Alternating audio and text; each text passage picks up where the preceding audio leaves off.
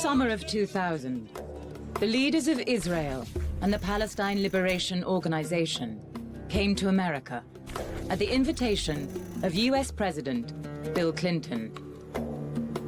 There were hopes of a resolution to a conflict which had lasted decades and killed thousands. But 2 weeks of negotiations broke up without agreement. Each side blamed the other, and the war of words soon escalated into more violence on Israel's borders. They called it the Second Intifada, the Second Uprising. The surge in fighting lasted more than 4 years.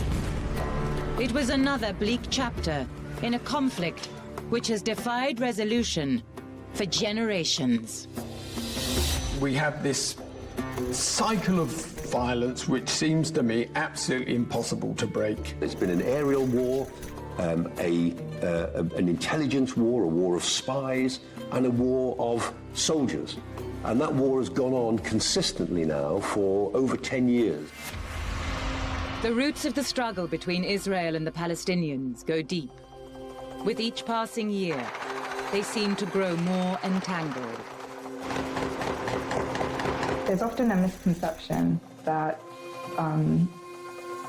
the conflict is essentially the result of cultural predispositions between two conflicting religions and two conflicting cultures, and that's just simply not true. You have extremists on both sides who feed off hatred. How did this bitter conflict begin? Were there opportunities to end the war that were missed? And how can peace be achieved when there is such implacable hatred and grievance on both sides?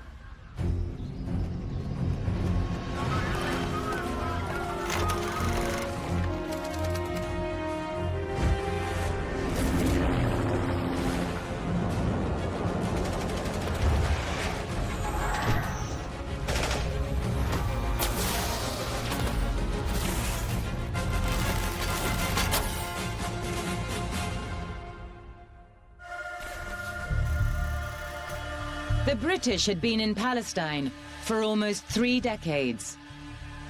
They had come in the aftermath of the First World War. They were leaving in the aftermath of the Second. Their administration had been a tumultuous one. In the 1920s and 1930s, thousands of Jews had emigrated to Palestine. There were violent clashes with the local Arab population. The British authorities were caught in between. Their attempts to limit further immigration enraged the Jews. Their earlier support for a Jewish homeland enraged the Arabs. And the pressures only grew. 6 million Jews were murdered by the Nazis in the Holocaust. Survivors had witnessed horrors beyond imagination. Many saw no future for themselves in Europe. Thousands tried to move to the Jews' historic homeland in the Middle East. After the Second World War, it was clear to Britain, bankrupt as it was, that it would have to withdraw. By 1947, the British had realized that the current status quo was completely unsustainable. It was no longer able to come up with a solution or even contain the conflict that was going on at the time between the two communities. The future of Palestine was instead put in the hands of the newly formed United Nations. In November 1947, a plan for the partition of Palestine was agreed. The news was met with jubilation among Jews and fury among Arabs. Violence broke out between the communities as British troops withdrew. At midnight on the 14th of May, 1948, the British Mandate of Palestine came to an end. The State of Israel was born. It was attacked immediately. Forces from Lebanon, Jordan, Syria, Iraq, and Egypt secured Arab territories in Palestine and launched military offensives against the new Jewish state. They fought off 6 Arab armies with improvised weapons to establish and defend their territory. And they ended up with 2 slivers of territory which drove into Palestinian lands. A lot of Palestinians, some left voluntarily, some left because they were frightened, but most were driven out of their territories to create the Palestinian problem of a peoples in the Middle East. Israel may have triumphed, but the fledgling state was still surrounded and outnumbered by enemies bent on its destruction. The violence which surrounded the country's birth would continue. The Six-Day War of 1967 saw Israel seize territory from Jordan and Syria and sweep across the Egyptian Sinai Peninsula. And that was a war in which the Arab nations clearly were about to attack Israel. Israel had, as it were, both a legal and moral right to strike first, and they did strike first. So you ended up having the West Bank and Gaza, which after 1948, you had the West Bank that was part of Jordan and the Gaza Strip that was then part of Egypt come under direct Israeli control. Israel's neighbors struck back in 1973. A surprise attack on the Jewish holiday of Yom Kippur began another round of violence.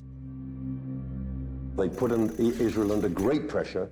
Israel responded. It was a pretty close thing, actually, and they ended up back where they started from, but it had shocked the Israelis. The 73 war showed the Israelis really how vulnerable they were, and it changed their thinking. The fighting led Egypt and Israel to the negotiating table. The Camp David Accords of 1978 returned the Sinai to Egypt. But Israel kept East Jerusalem, the West Bank, the Golan Heights, and the Gaza Strip. And it was not just land the Israelis had acquired. Over 1 million Palestinian Arabs lived in the occupied territories. It was the start of another long and bloody struggle, and a very different kind of war. On one side were the increasingly powerful Israeli armed forces. On the other were the Palestine Liberation Organization. The PLO targeted Israeli soldiers and civilians alike. They attacked buses, hotels, and schools. The Israelis responded with raids on PLO camps abroad, with assassinations of leading militants, and with more and more settlements on occupied Palestinian land. We had been kicked out from our homeland.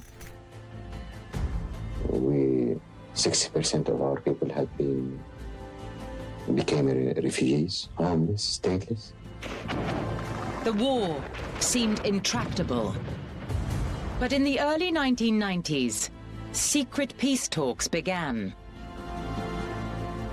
What distinguished Oslo from other peace agreements and its success was that Oslo, again, was an immediate and desperate response from both the Palestinian and Israeli leadership in response to the First Intifada, which really proved to both that the current status quo was completely unsustainable. And it is based on a 2-state solution, so that there shall be an Israeli state guaranteed that the Arab neighbors of Israel should give up all of their rhetoric that they want to destroy Israel and must be seen to do so, and guarantee Israel's security. In return for that, the Palestinians shall have an independent state, not just an autonomous territory, but an independent state. And Jerusalem shall be a free city. The talks led to the Oslo Accords and the establishment of a Palestinian Authority. This promised an elected government for Palestinians in parts of the West Bank and the Gaza Strip. So the Palestinian Authority were an interim self-governing authority created through the Oslo Accords. And they were essentially tasked with social welfare provision and security provision in the occupied Palestinian territories. The assumption was we would move hesitatingly towards the realization of the Oslo Accords. The reality has been different. After the failure of the Camp David summit in 2000, violence flared once again, and the hopes of peace were soon to take another blow.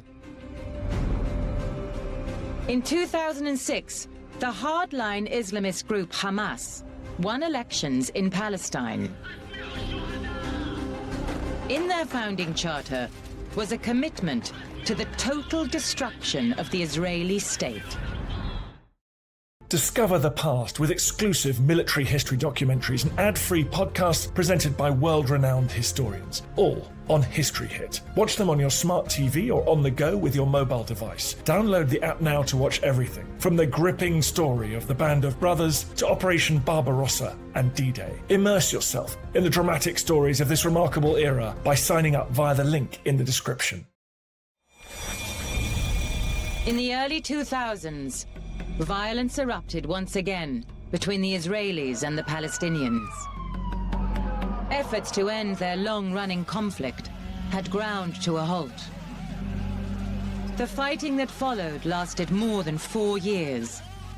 Thousands died.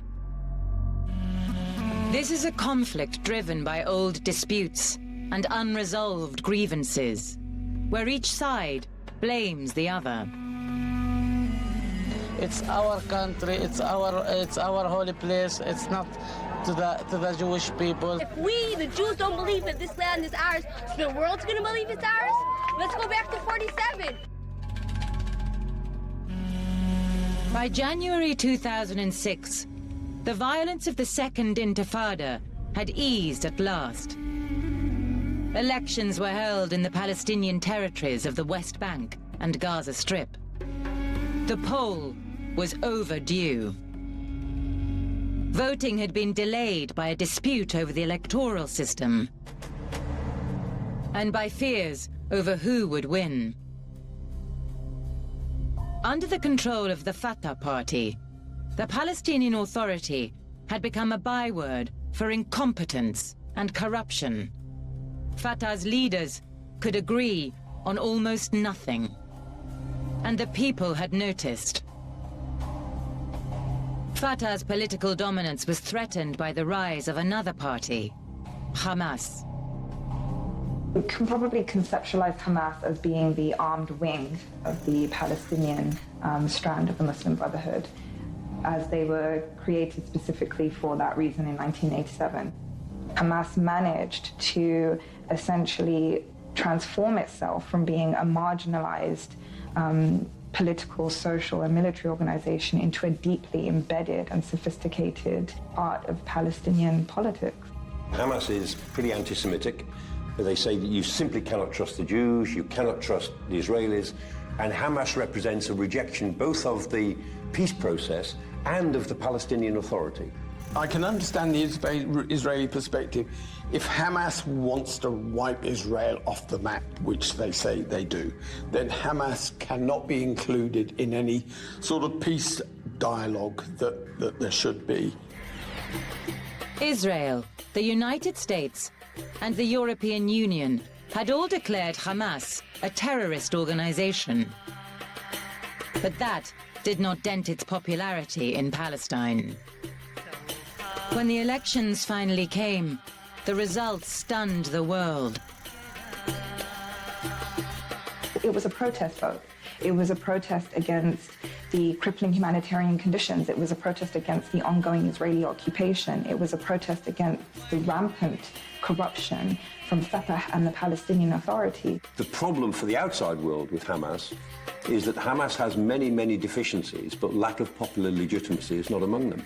And so anyone who condemns Hamas as merely a terrorist group has got to take on board the idea that 1.5 million people in Gaza seem to back it. The election plunged the Palestinian Authority into crisis.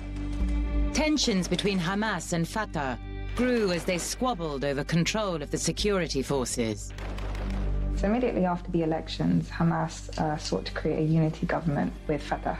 Negotiations have broken down and Fatah outright refused. The US intelligence services had directly armed them to then go ahead and carry out a military coup against Hamas.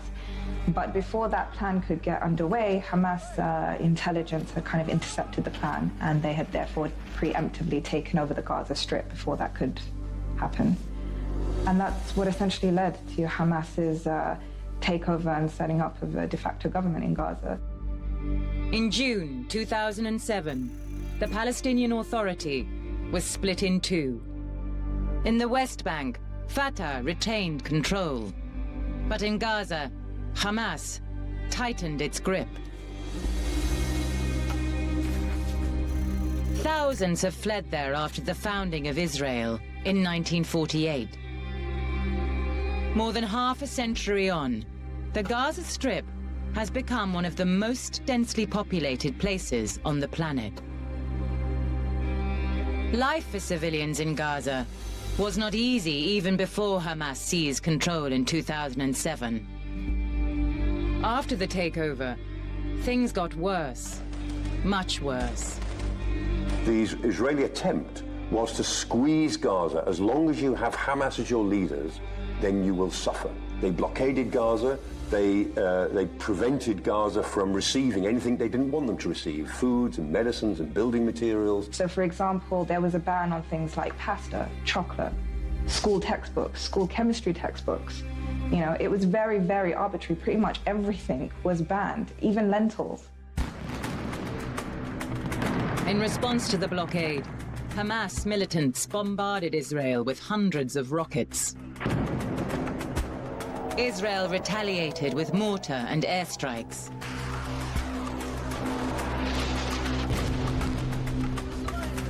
In 2008, Egypt managed to broker a ceasefire.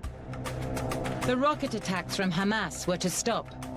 Israel would halt the airstrikes. And as part of the agreement, the longer the truce held, the more open the borders would become.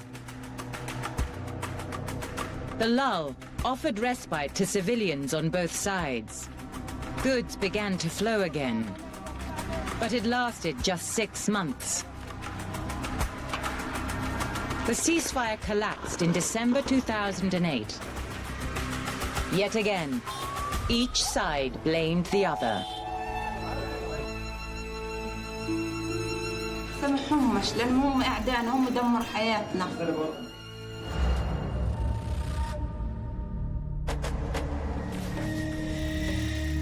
Israel launched Operation Cast Lead. F-16 fighter jets and Apache helicopters led the attack. In the first 4 minutes of the operation, 100 targets were hit. For 22 days afterwards, the Israelis continued to pound Gaza. A ground offensive began, and soldiers penetrated deep into Gaza City. The Israelis said their strikes were pinpoint attacks on Hamas targets. But in such a densely populated area, civilian casualties were inevitable.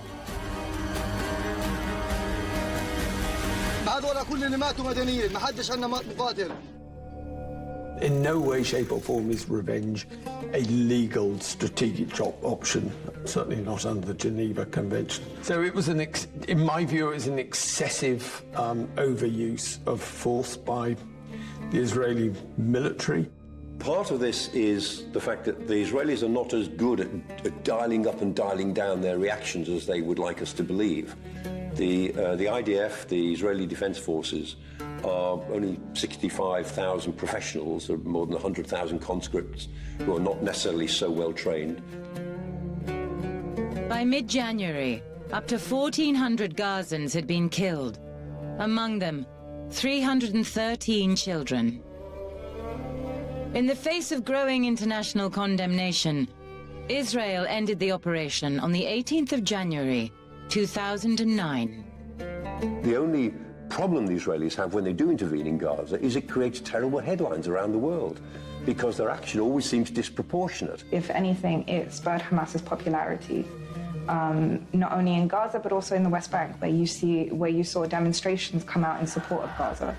And then that was then met by not only Israeli retaliation, but also the Palestinian Authority clamping down on demonstrators. Among the targets of the Israeli offensive were a network of tunnels.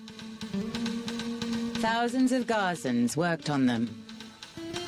Some tunnels were defensive, used to store weapons or offer shelter for Hamas officials. Other tunnels were for attack, to deliver fighters across the fence to Israel. And some were used to cross the border with Egypt, bypassing the economic blockade. The tunnels have provided one of the very few means that they have to access the very essential things that they need to survive. The Israelis have invaded Gaza. They've tried to block the tunnels. They've bombed them. They have tried to locate the tunnels. They've done quite a lot, but they could never stop them being used. For a time in 2012, Hamas had a friend across the border in Egypt. The Muslim Brotherhood held power in Cairo. Hamas were their allies, and goods flowed across the border into the Gaza Strip. In 2013, however, the Muslim Brotherhood were overthrown in a coup. The new military government of Egypt was far less friendly to their neighbors in Gaza. When Morsi fell, the Sisi government in Egypt, very right-wing, very military authoritarian government, have done more to try to block the tunnels. They've flooded them, they've put poison gas in them, they've put sewage in them. They've done all that they can to try to make these tunnels impassable. The underground network joining Gaza to the outside world was systematically picked apart. By 2014, Hamas was in a financial crisis. Without the flow of smuggled goods to tax, the income of the government collapsed. Almost half the adult Gazan population were unemployed. Millions had little access to clean water. Power shortages were widespread. The United Nations declared a humanitarian emergency. Despite the suffering in Gaza, Hamas remained popular. Their defiance was attractive. Many Gazans blamed Israel or the Palestinian Authority in the West Bank for their troubles instead. While there remained a fight for the hearts of Palestinians, Hamas had an interest in prolonging the conflict with Israel. Politics can perpetuate violence and a siege mentality. And this is no less true of the other side in this war. In Israel, as in Gaza, a hardline approach can be a vote-winning one. The 8th of May, 1972. Sabina Flight 571 had just left Vienna when 4 armed Palestinian terrorists entered the cockpit. They ordered the pilot to land at Lod, the largest airport in Israel. The terrorists, 2 men and 2 women, then demanded the release of more than 300 Palestinians imprisoned in Israel. The Israeli government, led by Prime Minister Golda Meir, began negotiations. As the hours ticked by, the hijackers allowed a group of white-clad technicians to approach the plane. There was a problem with the hydraulics. If the Boeing 707 was to take off again, it would have to be fixed. But the men in white were not mechanics. They were soldiers from the elite Sayeret Matkal unit of Israel's special forces. When it comes to the Israeli combating of terrorism, it's safe to say that they take a hard power approach. That was unusual, but special forces are noted for going to the extreme, if necessary, of doing remarkable things. They don't normally have to, But what's special about them is that if they ever need to, they will. They are extremely well trained and they are technically brilliant. They are right up there with the best of us in the West. The disguised Israeli commandos stormed the hijacked plane. It was over in minutes. The 2 male terrorists were killed. The 2 women were captured. A hostage was fatally wounded, and 1 commando was shot in the arm. He was a young soldier, nearing the end of his time in the military. His name was Benjamin Netanyahu. Netanyahu would go on to become one of the most successful politicians in Israeli history. He would be prime minister longer than the country's founding father, David Ben-Gurion. And he, more than anyone else, would shape the Israeli-Palestinian conflict in the early 21st century. What we want to see here is a new beginning. The terror is the old world. It's the old fighting. It's the old recalcitrance. What we would like to see is a break with the past and a beginning of a new future for peace with the Palestinian Arabs, with the Arab states. After serving as Israeli ambassador to the UN during the 1980s, Netanyahu returned home and began a remarkable political rise. In 1993, he was elected leader of the right-wing Likud party. A coalition of nationalists, Likud had broken the domination of the left in the 1970s and remade Israel's political landscape. In 1996, Benjamin Netanyahu was the party's candidate for prime minister. He narrowly won the election, but his first term in office would be short. As part of the peace process, in 1998, Israel ceded territory in the West Bank to Palestine. Netanyahu's right-wing allies were outraged. His ruling coalition collapsed. An election followed, which Netanyahu lost. But he did not give up on his political career. 10 years later, he became prime minister once again. This time, Netanyahu would not be risking his future on compromises with the Palestinians. After the 2008 Israeli incursion into Gaza, an uneasy and unofficial truce had held. There were still Hamas rockets and secret Israeli raids. People were still dying. But a full-scale war had been avoided. Until 2012. It began with a drone strike. The targeted assassination of Hamas leader Ahmed Jabari. Jabari was the man blamed by Israel for masterminding the rocket attacks on their civilians. Drones and special forces are the spearhead of the Israeli military. In fact, in drones, they were one of the leading pioneers, if not the pioneer. They created some of the first weaponized drone systems. And as a result, they're one of the most advanced drone actors in the world. So they say, look, we're in this existential war for our survival. It will go on as long as we can foresee, and we have to fight this war in all ways possible. In the days that followed, more strikes hit positions all over the Gaza Strip. They targeted Hamas headquarters and munition stores, as well as civilian infrastructure. Hamas responded with a surge of Katyusha rocket fire. These were indiscriminate attacks, targeting cities and civilians. Did the rockets being fired by Hamas come before the airstrikes and the penetration and the assassinations by the Israelis, or did the Israelis come first?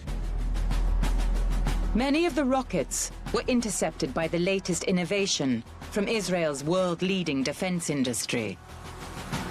The Iron Dome missile shield was the most advanced air defense system ever deployed.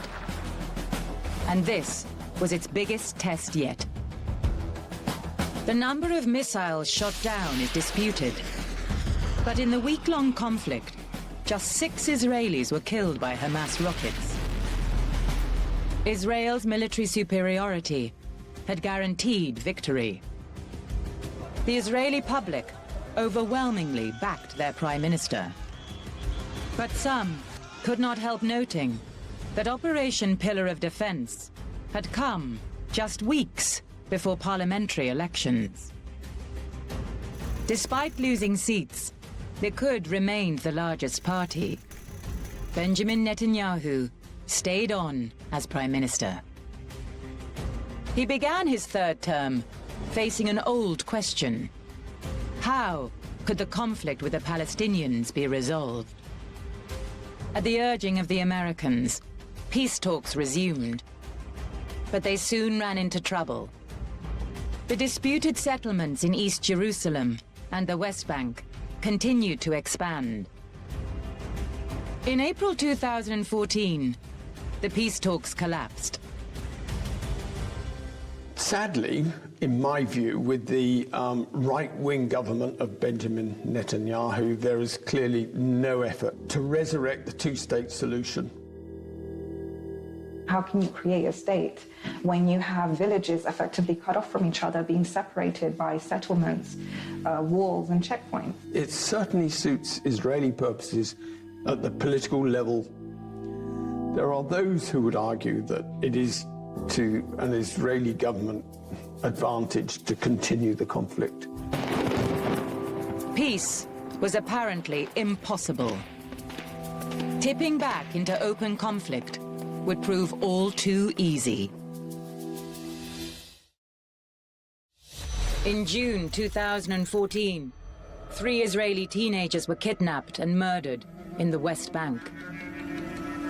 A massive operation was launched to find those responsible. 350 Palestinians were arrested, including leading Hamas officials. Tensions rose quickly. A Palestinian youth was killed by a gang of Israeli nationalists. Rockets were fired from Gaza. Then, on the 8th of July, Israel began Operation Protective Edge. Once again, the Gaza Strip became a war zone. It was actually, at this point, Hamas was very much trying to avoid a military confrontation with Israel, because after the 2 previous confrontations, it could not afford to go into another war with Israel. What happened then was absolutely horrific in terms of the amount of force that was actually used. They used their air power assets, their F-16s and their drones. And one of the most controversial ways in which the Israelis seek to counter terrorism is through the knock-on roof tactic. And this is where they send in a dud missile, which hits the top of the roof, doesn't really do any damage, but it's a warning. And it's a potent warning of an imminent threat, because within the next 15 minutes, that home is going to be destroyed. International attempts to secure a ceasefire faltered. On the 17th of July 2014, a ground offensive was launched. By the end of the 7-week operation, 20,000 homes in Gaza had been destroyed. More than 2,000 Palestinians had been killed. And again, it proved incredibly detrimental to the organization, and not only to Hamas, but also to Gaza as a whole, because this time it really did effectively destroy the Strip. The thing is that Israel has all of the cards here. Israel surrounds Gaza. It has the ability to completely cut it off from the outside world.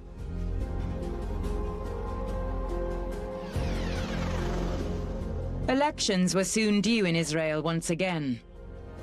Netanyahu had been in power for 6 years and a close race was predicted. Netanyahu called for a nationality bill, which would define Israel as the nation-state of the Jewish people, and the Jewish people alone.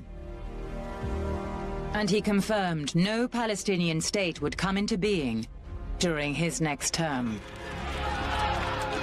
The remarks were often controversial, criticized at home and abroad, but they seemed to work. Netanyahu won a fourth term as prime minister. But Likud had cannibalized the support of previous allies in government. To form a new administration, they would have to rely on nationalist parties, even more hostile to the peace process. Benjamin Netanyahu was nearing the 10-year anniversary of his second stint in power, but his political dominance was waning. Police began an investigation into possible corruption, and the UN passed a motion condemning the ongoing construction of settlements on occupied lands. But if Netanyahu was weakened domestically, he soon acquired a powerful new ally on the international scene. Relations with the US administration of Barack Obama had become difficult. There was exasperation in the White House about the Israeli Prime Minister's attitude to the peace process. But Obama's time in office was coming to an end. A presidential election was due, and a political bombshell was about to go off.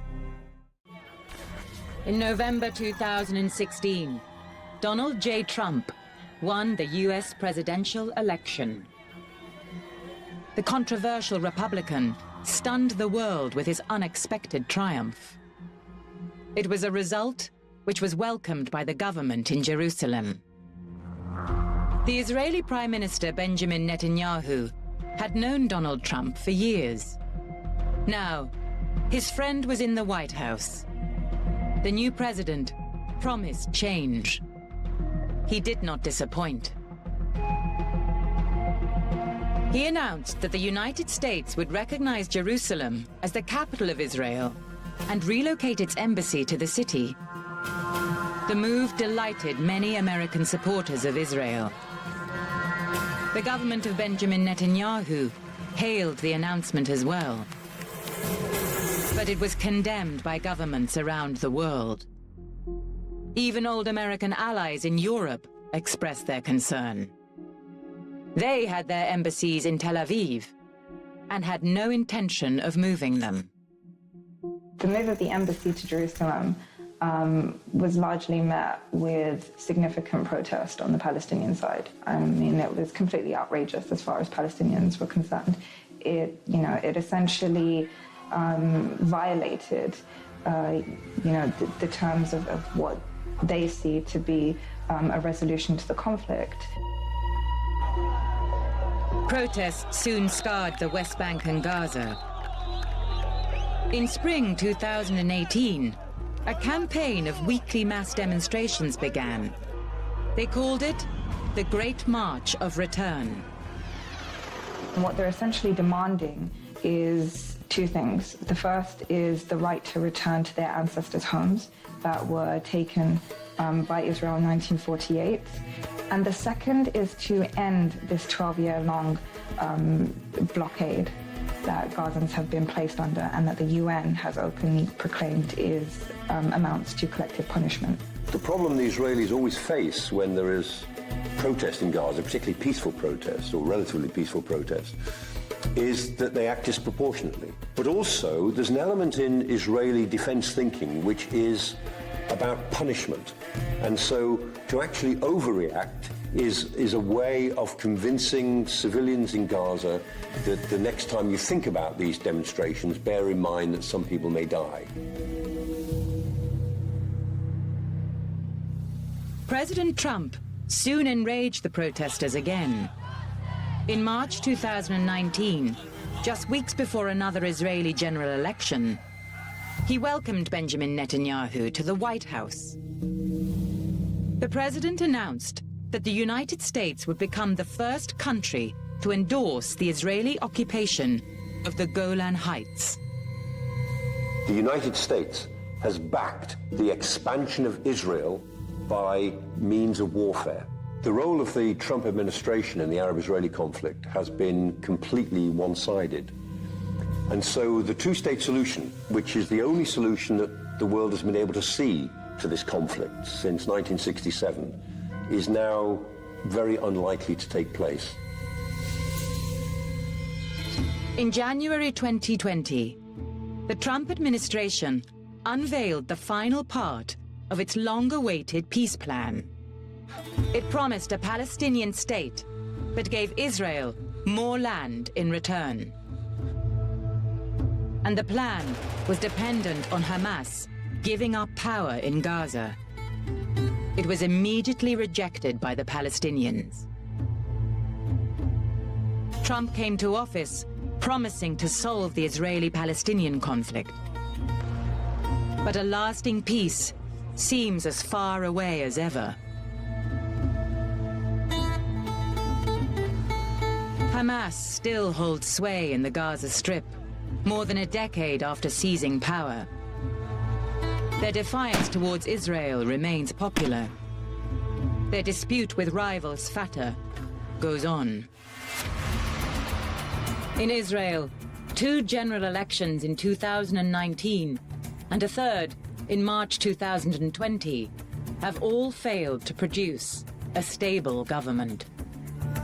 Benjamin Netanyahu may have become the longest-serving prime minister in Israeli history, but his political future seems increasingly uncertain. More than 70 years have now passed since the founding of Israel. The decades have been stained by grief and bloodshed. But today, the once fragile new country thrives. A wealthy and powerful democracy.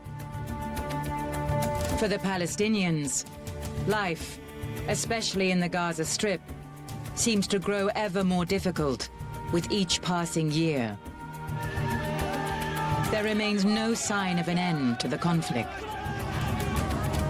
The current Israeli government really doesn't want the two-state solution. They've more or less said that, not in so many words, but that's what they mean. There is really no potential for this conflict dying down anytime soon or anytime in the near future. And that's primarily because at the moment now in Israel you have a right-wing government and a right-wing leader in Netanyahu who is adamant on militarizing this conflict, and the more radical elements are always going to end up finding political relevance in that kind of climate. How can anybody deny the right of Israel to exist, but also of the Palestinians to exist? They both have an equal right to exist. Any lasting peace will involve compromise. But compromise is unpopular. And in Palestine, Israel, and America, the demands of politics have too often triumphed over the needs of peace.